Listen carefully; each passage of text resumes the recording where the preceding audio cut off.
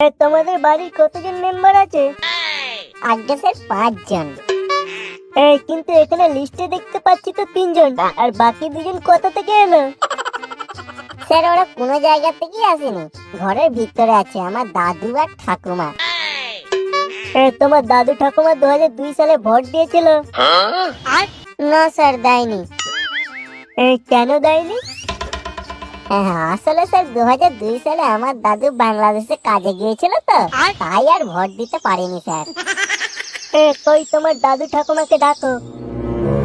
Sir দাদু বাড়িতে নেই। বাড়িতে নেই মানে? তাহলে বললে যে ভিতরে আছে।